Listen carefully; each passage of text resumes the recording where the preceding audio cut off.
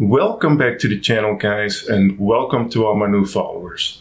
I hope everybody's doing really great. I have been away for just a little while. Life happens. I do work a normal regular job, and sometimes you just don't have the time with everything that's going on to and in addition to shooting, to sit down to make a video, because my little YouTube channel is definitely very much a labor of love, and I definitely do love doing it. But I've got some new videos coming up. Very excited about that. I've also bought a gimbal, and I'm trying to work on a little bit of a different format instead of the POV with the video that's on my chest with the iPhone, which it can be good, but it's not always the best. There are definitely some photos that I like that I made with it, but it's not really the best way to go when it comes down to creating your best work with a camera on your chest. It is a little distracting. It takes some mental fortitude away from being able to focus on actually taking photos, because you're kind of cognizant. You're very aware of that camera being there. It's also an attraction. Everybody's like, hey, what are you doing? Are you making videos? Are you doing this and that? Which is fine. But I want to try a little bit of a different format, which is actually somebody videoing me.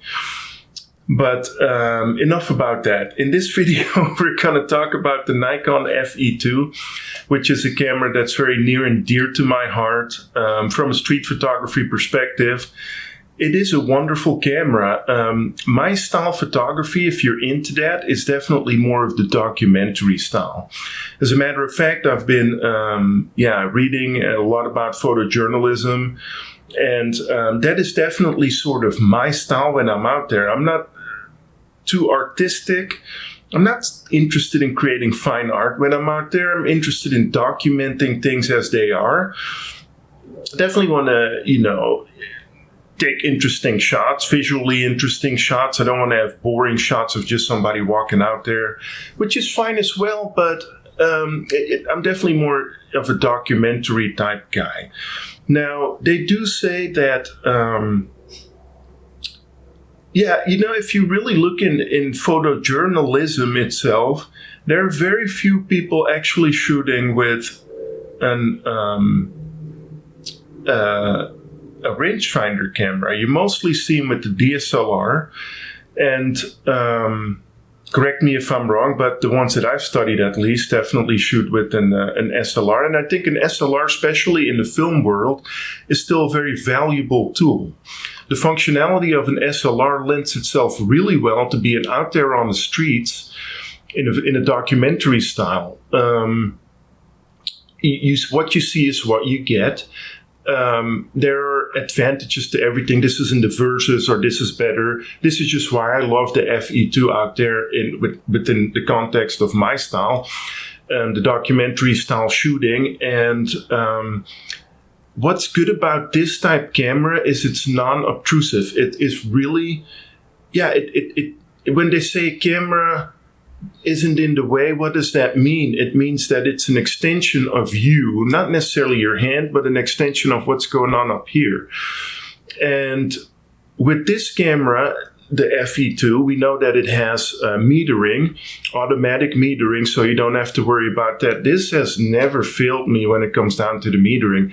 There have been maybe one or two instances when I look at a photo and I thought maybe I would have wanted it a little bit lighter there or a little bit darker.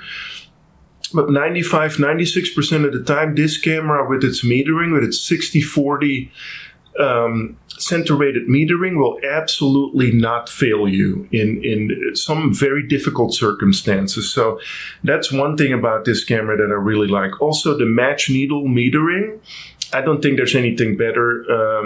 It just is so intuitive. It's in the extension of a camera that gets out of the way. It's quick. You see the information. There's not too much information in the viewfinder of the FE2. All you need to see is there. You see the aperture and you see the shutter speed. That's really all you need. this camera is also very well built. It isn't quite up to the standard, I would say, of the Nikon F or even the Konica T3 that I just bought. A little spoiler there for next video. But the build quality is more than good enough. This is also a camera which I think is not unimportant. There are places downtown Dallas where I wouldn't be caught dead with a $6,000 camera, or with a $2,000 camera with a $3,000 lens on there. I just wouldn't be doing it. It's not worth it. You don't get anything better. The pictures don't look better than with the camera like this. Also, the Nikon glass, this particular 5108 is razor sharp. There have been people that asked me, oh, did you take that picture with your Konica? Because people know by now that the Konica lens is razor sharp. But no, it comes from this. Don't take my word on it. Ken Rockwell has called this the sharpest lens that Nikon has ever made, this 51.8. You buy it for $100. This camera you buy it for $200, and you are set for the streets, for a documentary style. If you're into SLRs, which I definitely am, I learned photography on SLRs.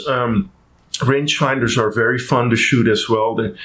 It just is what works better for you, right? It isn't one is better than the other. It's just what works better for you. Another aspect that I love about the Nikon FE2 is, of course, I'm a flash shooter.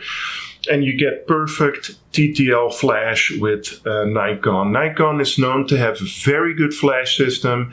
I do not understand certain people that say like, oh, hey, why everything needs to be done in manual. I'm out there, an aperture priority with the flash on TTL. It is about the photo for me. It is not about me being the cock of the walk, being out there, oh, I shoot everything in manual. It is better to get the photo in auto and in TTL than fiddling around with manual and the moment goes right past you. Street photography is very fleeting, right? The moments are there 1 minute and the next second they're gone.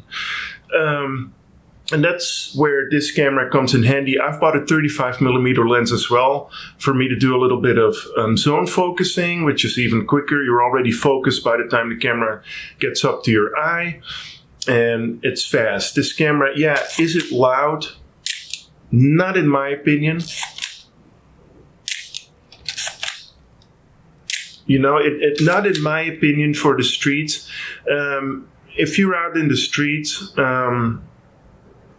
all the ambient noise and everything, it should absorb the sound of your camera. If you're too self-conscious, that's what I feel, at least. People that, oh, this camera's too loud, you're too self-conscious. It's not the camera, it's you. Okay, you need to make sure that you lose that. It's true what, forgive me if I forget his name, but on the opposite side of fear, that's where your photo lies. If you're oh, this camera's too loud, oh, this and that. This camera's not too loud for the streets at all. It's very well built. It's got everything you need. 1/4000th of a second. I don't think I've ever quite went there. I'm usually around 1,000, maybe 2,000, but 1/4000th of a second. Everything you need is right up top. Exposure adjustment, your ISO. Feels good in the hand. If you have smaller hands, you're going to be really happy with this camera. Yeah, of course, in black, this is a very non-obtrusive camera. This camera it has about everything that you need. There's nothing that I would wish that this camera has more than everything that it already has on there. Everything is accessible really quickly. It's just about as good as it gets when it comes to a film SLR. There's nothing that this camera leaves to be desired, in my opinion. There's also the battery grip. It gives it a bit, it's a bit bigger if you're into that. It does have that. There's some other accessories available as well for this camera.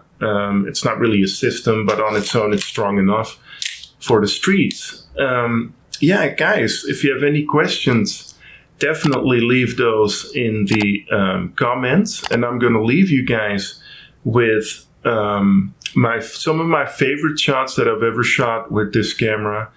And love you guys, and I'll see you in the next video.